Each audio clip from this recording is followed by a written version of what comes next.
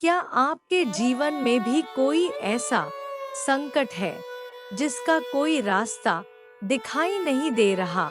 क्या कोई मनोकामना वर्षों से अधूरी है? तो आज की यह कथा आपके लिए बहुत विशेष है।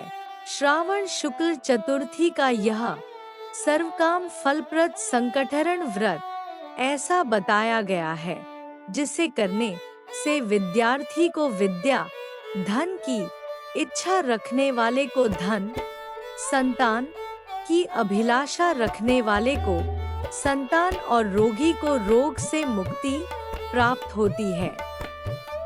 कहा जाता है कि माता पार्वती ने भी इस व्रत को किया था और इसके प्रभाव से उन्हें पुत्र कार्तिकेय की प्राप्ति हुई। स्वयं महर्षि अगस्त्य, दमयंती और रुक्मणी जैसे महान भक्तों ने भी संकट की घड़ी में इस व्रत का आश्रय लिया।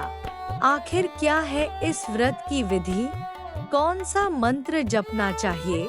और 4 मास तक व्रत करने के बाद 5वें मास में उद्यापन करने से क्यों मिलता है अश्वमेध यज्ञ के समान फल? आइए श्रद्धा और भक्ति के साथ सुनते हैं श्रावण महात्म्य का अध्याय 22 सर्वकाम फलप्रद संकटहरण व्रत की यह दिव्य कथा। राधे राधे। श्रावण माह महात्म्य कथा अध्याय 22 सर्वकाम फलप्रद संकटहरण व्रत। सनत कुमार ने भगवान सदाशिव से पूछा, हे भगवान, श्रावण शुक्ल चतुर्थी के दिन सर्वकाम फलप्रद संकट हरण देवादेव का किस विधि से व्रत तथा पूजन करें, कब उद्यापन करें, मुझे विस्तार पूर्वक बताने का कष्ट करें। भगवान शंकर ने कहा, चतुर्थी के दिन सुबह उठकर दातून आदि करके पुण्यदाता शुभ संकट हरण नाम का व्रत का संकल्प करना चाहिए। हे देवेश, मैं आज चंद्रमा के उदय होने तक निराहार रहूंगा, आपकी पूजा कर भोजन करूंगा, मेरे ऊपर आए संकट को दूर करें। इस प्रकार संकल्प कर काले तिलों से स्नान कर गणाधिपति की ना करनी चाहिए। अपनी सामर्थ्य के अनुसार स्वर्ण, चांदी या तांबे की गणेश जी की मूर्ति बनवाएं। यदि इतना न हो सके तो मिट्टी की प्रतिमा कुम्हार से बनवाएं। पहले अष्टदल कमल के ऊपर घट स्थापित करना चाहिए, उसमें जल भरकर स्वच्छ वस्त्र से ढक दें और उसके ऊपर प्रतिमा रखकर षोडश उपचार द्वारा वैदिक मंत्रों या तांत्रिक मंत्रों से पूजा करनी चाहिए। शुद्ध घी के तिल का 10 लड्डू बनाएं, उनमें से 5 गणेश जी के लिए रखें। भक्ति द्वारा देवता की भांति ब्राह्मण की पूजा करनी चाहिए और दक्षिणा देकर प्रार्थना करनी चाहिए।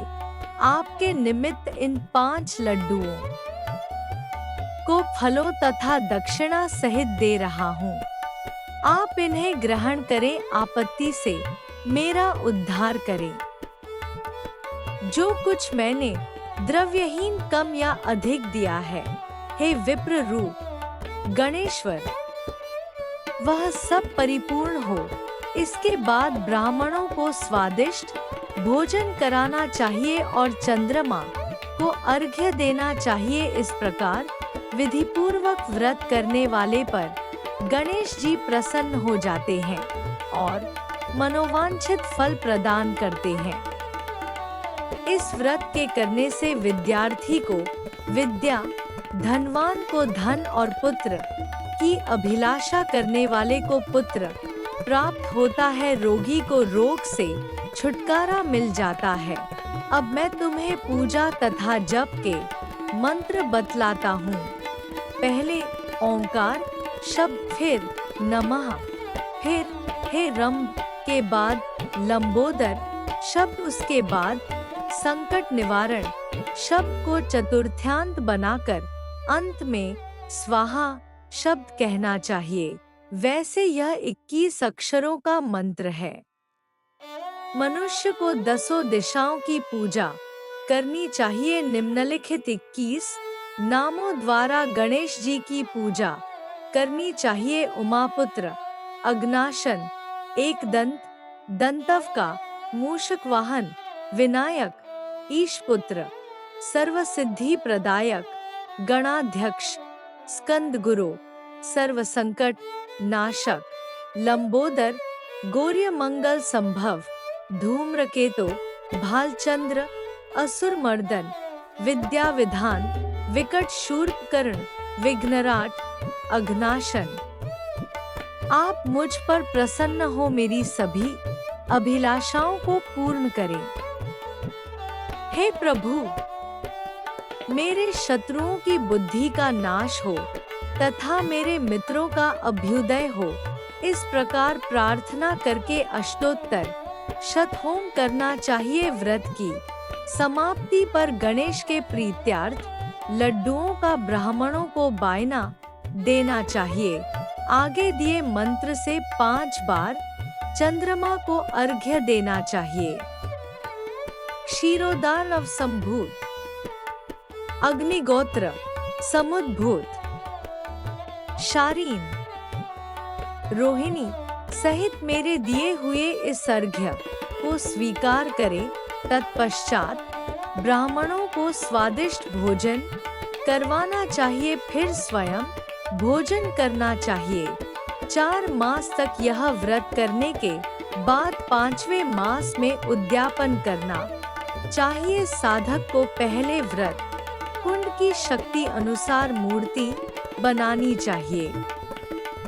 प्रथम विधि से पूजा करके सुगंधित चंदन तथा नाना प्रकार के फूलों द्वारा पूजा करनी चाहिए।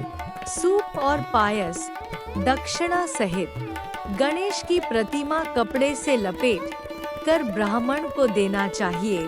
व्रत समाप्ति के लिए 5 सेर तिल देना चाहिए और क्षमा प्रार्थना करनी चाहिए। इस प्रकार उद्यापन करने मात्र से ही अश्वमेघ फल की प्राप्ति होती है। सनत कुमार, मेरे कहने से पूर्व पार्वती ने इस व्रत को 4 मास तक संकल्प की प्राप्ति के लिए किया था। 5वें मास में उन्होंने पुत्र कार्तिकेय को प्राप्त किया था।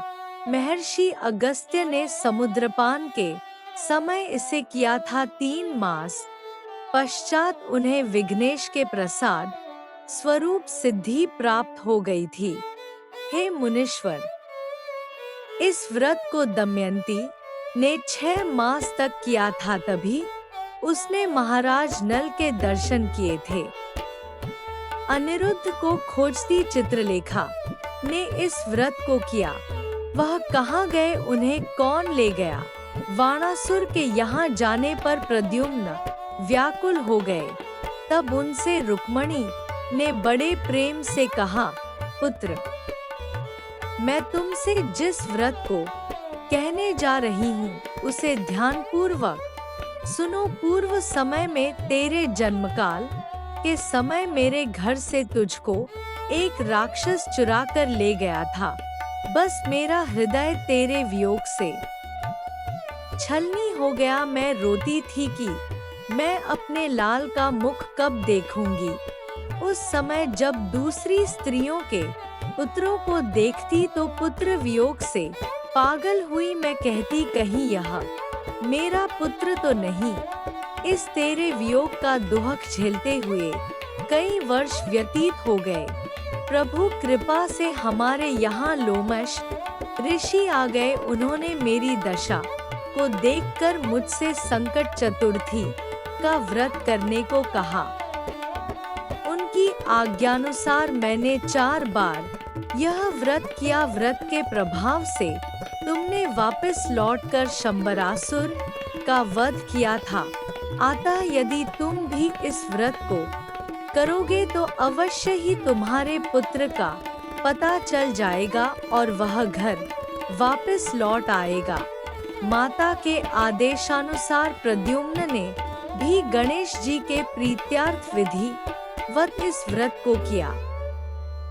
तभी नारद जी ने आकर उनको बताया कि अनिरुद्ध वाणासुरपुरी में है। उसी समय प्रद्युम्न वाणासुर पुरी में गए और वाणासुर को सैन्य सहित जीतकर अपने पुत्र को पुत्रवधू सहित ले आए। प्राचीन काल में दूसरे देवताओं ने भी विघ्नेश के प्रीत्यर्थ इस व्रत को किया था। मृत्युलोक में इस व्रत के समान सिद्धि देने वाला और कोई व्रत नहीं है। अधिक कहने से क्या लाभ। इस व्रत का उपदेश नास्तिक और शठ को नहीं देना चाहिए। शिष्य या श्रद्धायुक्त साधु को तुम इसका उपदेश दे सकते हो। हे महामुने, तुम धर्मिष्ठ विघ्ननंदन तथा मेरे प्रिय हो, इसलिए मैंने तुमको इस व्रत का उपदेश दिया है। राधे राधे। नमः शिवाय।